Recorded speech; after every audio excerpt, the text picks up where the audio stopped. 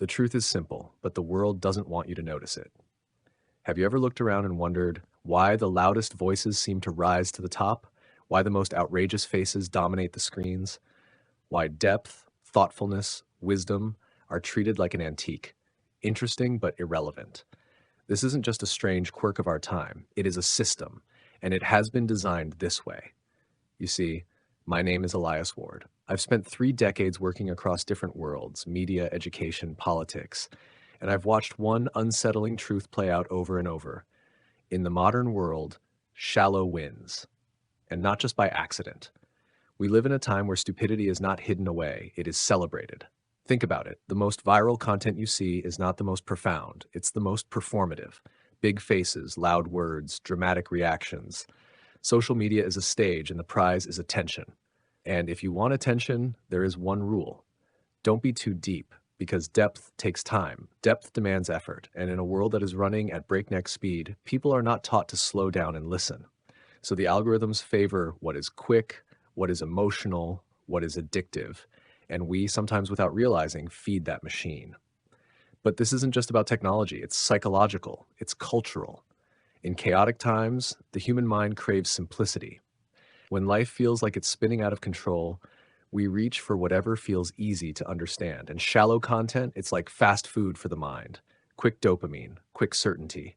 No chewing, no struggle, just the sweet taste of I get it. But like all fast food, it leaves you emptier than before. My friend, here's the dangerous part. This doesn't just make individuals shallow, it shapes entire societies. It shapes politics. It shapes media. It shapes leaders. Have you noticed? We don't just have leaders anymore, we have performers. We don't just have news anymore, we have entertainment. We don't just have discussion anymore, we have arguments packaged for views. And as this game continues, real depth becomes rarer. Worse, it becomes suspicious. Intellectuals are called elitist. Complex ideas are called boring. And anyone who tries to go beyond the surface is often dismissed before they finish their first sentence. That, my friend, is no accident. Now listen, if you want more conversations like this, truths that shake the surface, ideas that go beyond the noise, make sure you subscribe to this channel. Stay with me, because this journey is just beginning.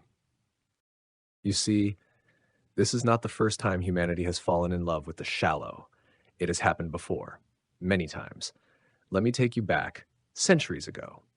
In ancient Athens, birthplace of philosophy, home of Socrates, there was a strange paradox. Athens loved wisdom, but only when it was entertaining.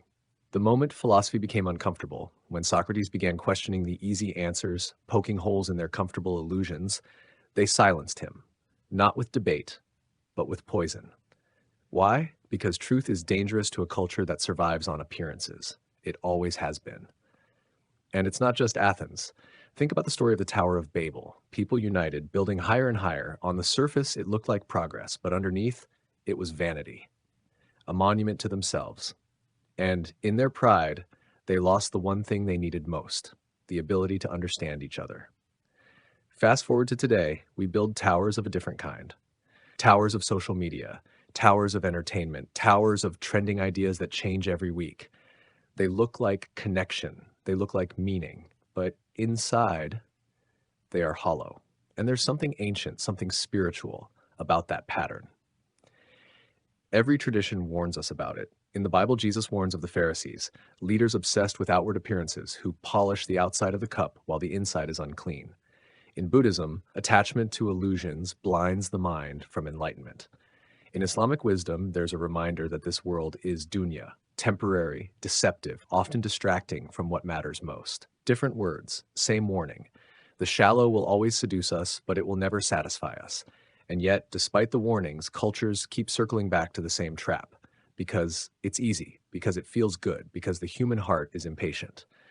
Now, in our age, the seduction has reached its most powerful form. It's not just kings or priests or poets shaping the shallow. It's an invisible system.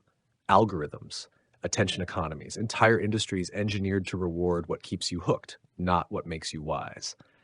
And this has consequences. When we reward shallow thinking, shallow leaders rise. When we reward shallow conversation, shallow relationships form.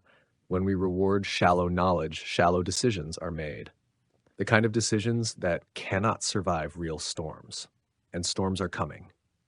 I don't say this to frighten you, my friend, but to remind you. Depth is not a luxury, it is a necessity. But here's the good news. There is always resistance, always a few who refuse to be swept away. Just as ancient monks retreated to preserve manuscripts when the libraries burned, just as teachers in hidden corners of the world kept passing on wisdom while empires collapsed, today there are people, maybe even you, choosing a different path. People turning off the noise, people choosing to think slowly, people searching for conversations that are harder but richer. And that is the beginning of change. If this is resonating with you, if some part of you feels the pull toward depth in a shallow age, don't just keep it inside. Subscribe, share, be part of this quiet resistance. Because in part 3, we're going to talk about what it actually takes. How one life, your life, can stand against a culture designed to keep you distracted. My friend, here's the hard truth. You cannot change the whole culture overnight. You cannot fix the algorithm, rewrite the news, or stop the noise. But you can choose how you live inside it. That choice, that quiet, stubborn choice, is where everything begins. You see, the resistance to shallowness doesn't look like some grand revolution. It's not a loud protest. It's not trending hashtags. It's a whisper. It's a person who closes the app and opens a book. It's a conversation that lasts longer than a scroll. It's a mind that pauses before reacting, that asks, is this true or just what I want to hear? The shallow culture wants you distracted. It feeds you outrage, drama, and noise because distracted people are easy to sell to, easy to control. Depth, on the other hand, makes you hard to manipulate. It makes you free. But freedom is not comfortable. Depth will cost you. It will cost your comfort, your certainty, and sometimes your place in the crowd. Yet every tradition, every piece of real wisdom tells us the same thing. The narrow path is the one worth taking. Think of Jonah, who didn't want the hard journey, but found truth in the storm. Think of the Stoics, who faced a chaotic Rome but chose inner clarity over public approval. Think of the mystics in every faith who walked away from noise only to discover that silence was the doorway to something far greater. Your path will not look exactly like theirs, but the invitation is the same, and it begins small. Spend time each day with something that stretches your mind. Listen more than you speak. Seek truth, even when it's uncomfortable. And surround yourself with people, whether in person or online, who value substance over spectacle. Because culture changes one mind at a time, and maybe yours is next. So I ask you, quietly, directly, will you let the shallow current pull you wherever it wants? Or will you be the stone in the stream, unmoved, even as the water rushes past? The world doesn't need more noise, it needs steady lights. It needs people who live as proof that depth is still possible. If you've stayed with me through this conversation, I believe you're one of them. Join me. Subscribe to this channel. Stay close. Stay close, because the journey toward depth is just beginning, and the world is waiting.